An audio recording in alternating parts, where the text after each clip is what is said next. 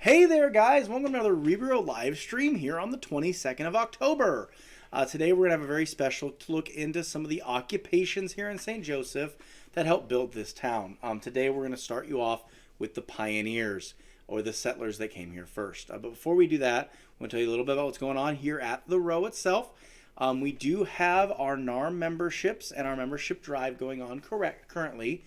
As we've said before, if you want to sign up for a membership, get in touch with us. You can call us, email us, send us a message here on Facebook. We do have our membership cards ready to go now, so if you sign up, you'll get a membership card pretty much as soon as you sign up. And if you come in, you may even get it right there on the spot. With NARM, you do get access to over 1,000 separate museums, all of which you can look up on their website, narm.org.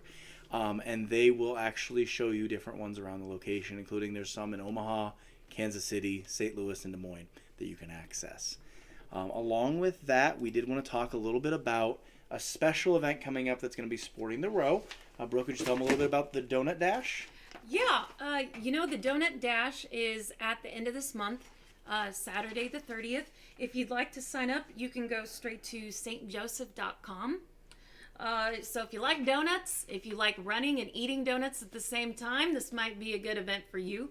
The proceeds do go to historical preservation efforts for the Mount Morris Cemetery, the Robidoux Row Museum, and the Patey House Museum. Yep.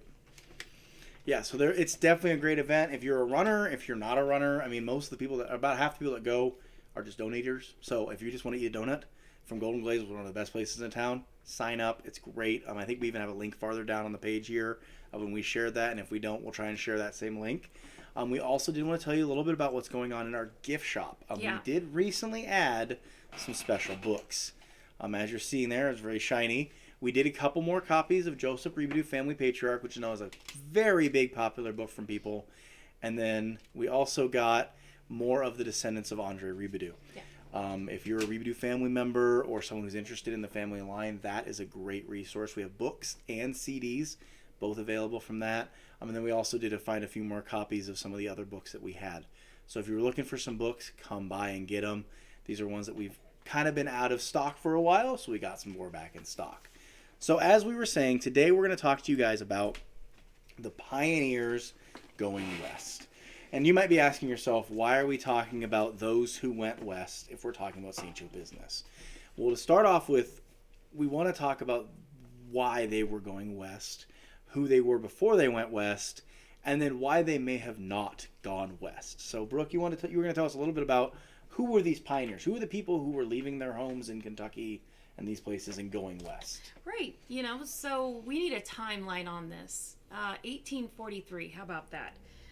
There was a great exodus. And at the beginning, there were a few experiences that were made into primitive guidebooks.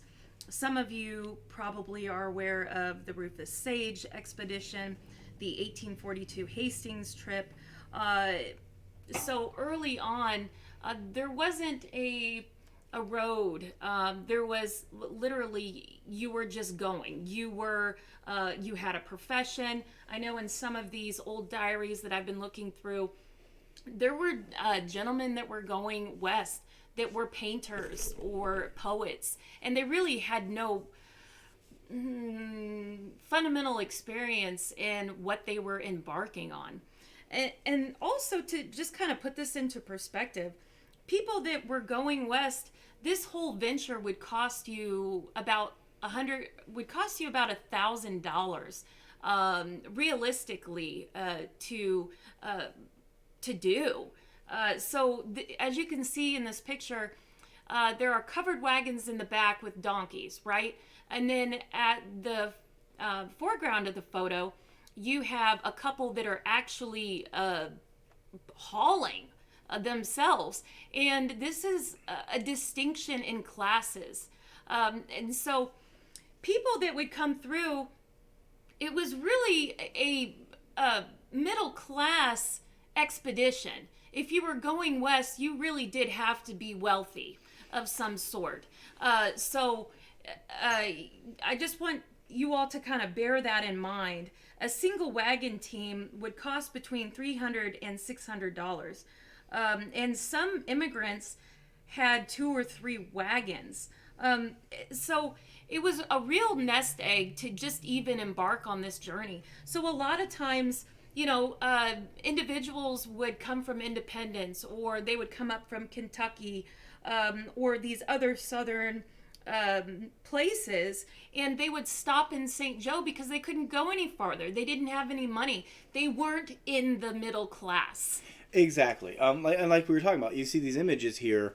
In this time period, the average person's wage was about $1 a day. Yeah. So you're talking about an era where if you're spending $1,000 on a team and a wagon and spare axles and all this stuff, you really had to have money to start with. You would be saving up for 3 or 4 or 5 years if you were doing a regular wages just to go. So you're talking about men who were doctors or artists or people who truly had that money. And the rich weren't going because they had no reason to. They were already rich. These were people who thought they could move up in the class. And so a lot of them, like Brooke said, would end up here in St. Joseph because you could get here rather easily. There was a lot of paths to get here. The riverboats were here. You could have access to the train to get here. You could get yourself to St. Joseph on a low wage, but you couldn't get yourself out of St. Joseph. And so a lot of times you'd see people, if they were going to try, they would do exactly what these 6 or 7 families here in the front are doing, of just getting whatever you could get for a wagon for as cheap as possible and dragging it yourself. Not having any wagon trains to pull it, or team to pull it, just walking all the way across. And when you're doing that, you're not moving far. Yeah. There were formed into companies. Sometimes there were 500 members. People would be assigned 60-pound hand carts to carry their supplies on their own. I mean, what a labor-intensive job. I mean, this was considered the middle class to begin with. So, every single pound really mattered, especially if you were on foot. Mm-hmm. So you really had to ration what you were taking to begin with. I know that there... Oh, go ahead. No, go ahead. I know that there's a note in here from June the 3rd. A lady says, we passed through St. Joseph on the bank of the Missouri River, and we supplied ourselves with 4 flowers, cheese and crackers, and medicine. It should be noted that no one should travel this road without medicine, for you will always surely have a complaint. Each family should have a box of pills, a quart of castor oil, a quart of rum, a large vial of peppermint essence.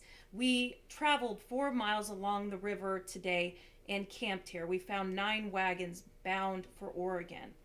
Okay, so this just shows a few of the things that they carried and how they really had to pick and choose, because they were on foot. Exactly. And so, like they said, they traveled 4 miles in a day. Yeah. So if you're on foot, that's what you're dragging along. So the other option you would have was either the handcart, which I know Brooke has a story she's going to tell us here in a second about a couple that came through here that were kind of a funny story of why they came through. We're good.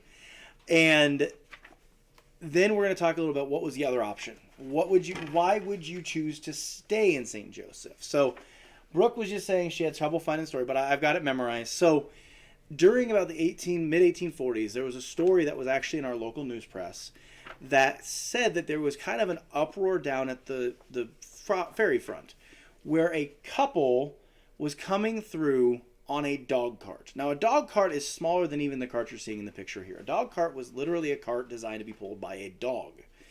And this couple, apparently the daughter and mother, were lounging on the back with parasols in Sunday best dresses, drinking wine, while the son and the husband were dragging the wagon along as the locomotion without any other additional supplies. They viewed this as a leisure trip across the water to go west. They thought it was going to be nothing to go. So this made a huge ruckus down at the port because these people were literally in Sunday best wearing parasols. But that gives you an idea of what the people who thought they were going. These people were obviously rich enough that they thought, oh, this will be an easy trip. We'll just cross the river. Yeah, it's just called the Oregon fever, Yep. They just thought, no, easy peasy, easy breezy. And so the other option you'd have, if you did arrive in St. Joseph, but you didn't have the money to go, or you decided it was too costly to go, your really only option was to buy land here in St. Joseph. And so that would be the most common response to that. They would buy land either from Joseph or from John Corby or from Patey or from one of these men who had bought land around the area and built up land. So that actually ended up turning into probably a more lucrative business. Yeah, and then again, we're going back to the dollar a day is upper middle class wages. So Joe Robidoux ended up buying 160 acres, and he would sell the rights to the land to individuals. And just to give you a perspective, a lot would go for $10, or a yoke or oxen would go for $10. So depending on the size would depend on obviously how much it would cost. Yeah, and so, he would make money off that. But the part of the reason you do that is because very quickly the town started to explode. And that's why we're going to talk about some of the other businesses that came here, to the point where those same lots that you paid $10 for and built your house on were later worth $300 to $600 within a few years' time, because the town had exploded so much. The businesses downtown wanted that land, and you were making a pretty penny off the land that you had bought from Joseph. And so, like we said, the settlers were coming here and staying, and that's really who brought the mercantiles, who brought all of these other industries we're going to talk about, the wagon makers, the brewers, the funeral homes, the pharmacists. They all came here because there was a massive population boom. Like we talked about last week, between 1843 and 1860, the town went from 200 people to almost 30,000 people in a 12-year span. Like, that's a humongous amount of growth for what it is. Yeah, there was a need for mercantiles. There was a need for outfitters. There was a need for doctors. There was a need for bankers. There was a need for someone making wagons that we have. I mean, we'll be covering that. Exactly. Not to get too far ahead. But yeah, it exploded. Nothing existed. I mean, as we see things today, we can drive to another town. We know that something is down the road.